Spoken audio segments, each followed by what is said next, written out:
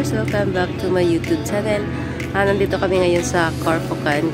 Umalis kami maybe 30 minutes ago. So ngayon nandito na kami sa wala kaming tulog.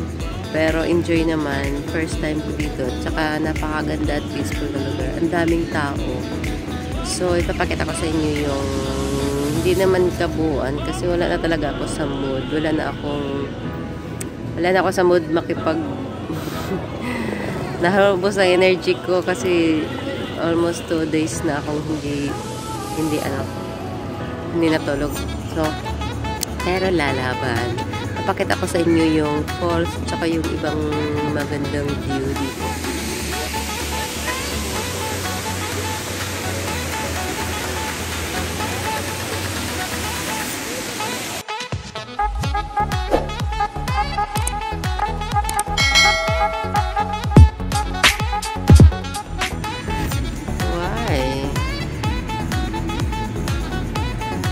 So, yung nasa taas na bundok na yan, yun ang story na yan, ay yan daw ay isang Filipina na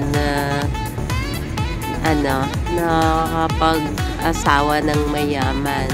So, sa baba niyan, siya ay pinaka-known dito. So, diba, makakasana all talaga tayo. Sa baba dyan is yung falls naman. Ito yung pupuntahan natin maya-maya. Dyan yung falls na yan. So, in front niyan is ito naman, yung public beach. Yan. Ito yung public beach na ayan, yan yung ng parasailing. Itong mga taong to. Tapos yung mga tourist pupunta dyan. So, yan yung mga bangka dyan na pupunta naman doon sa kabilang isla. Doon, may maliit na isla doon. Nag-usap-usap yung mga kasama namin na pupunta daw sa isla. So, hindi ko alam kung sasama kami. So, maghintay na lang. Ito yung mga tourist na yan. Yun yung may bagong dumating. Yan. Yun yung bagong dumating. Tapos, so, ewan ko, di ko alam kung magkano. Tatanungin natin mamaya. So, ito yung yan, may mga dumating. Tapos, dyan din sasakay yung alis. Ayan.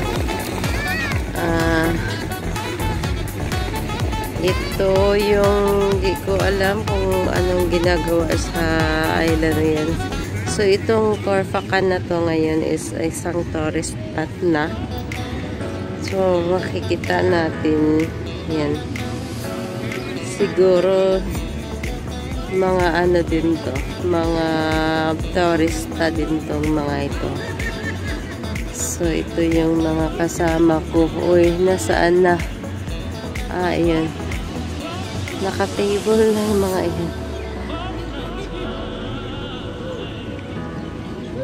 yan. Yan sila. Nag-usap-usap, hindi ko alam pinag-usapan.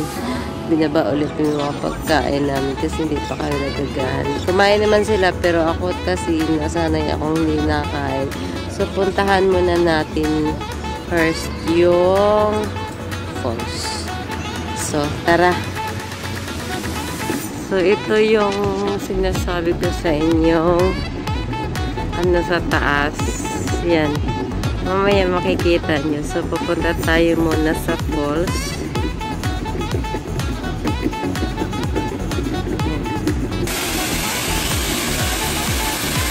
So, ito yun. Isa sa mga dito. Mga view na pinupuntahan sa Corfocan. Pinaka-trademark niya. As a beauty spot.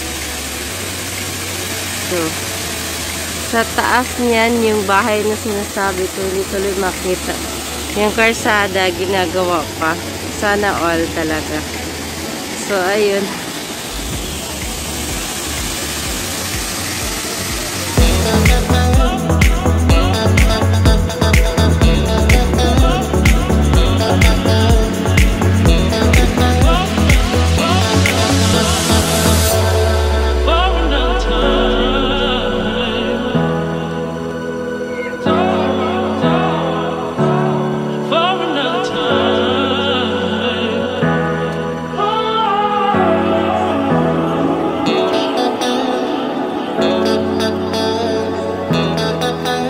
Kakain daw muna kami. So, bumalik ako.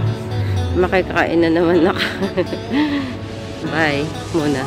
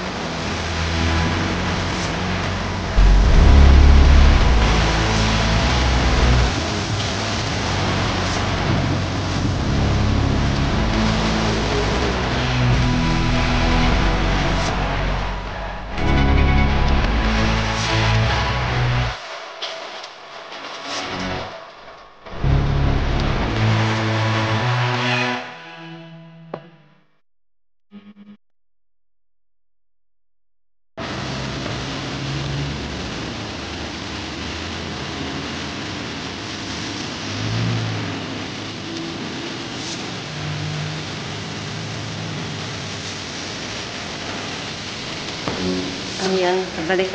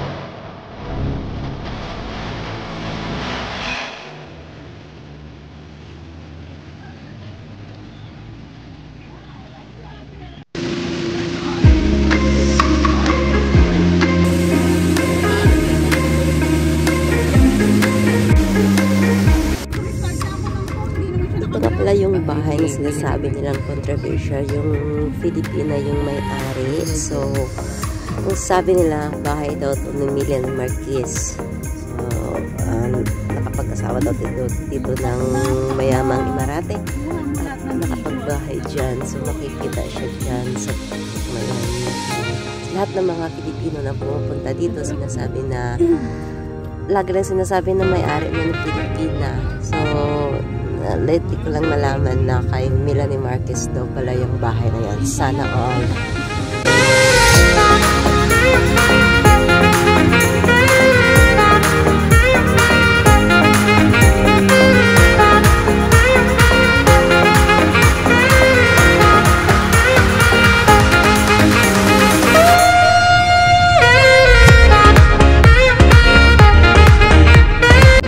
Back to reality, dadaan kami sa 7 new tunnel sa bagong daan pabalik sa Dubai. So, salamat sa mga nanonood. See you next video.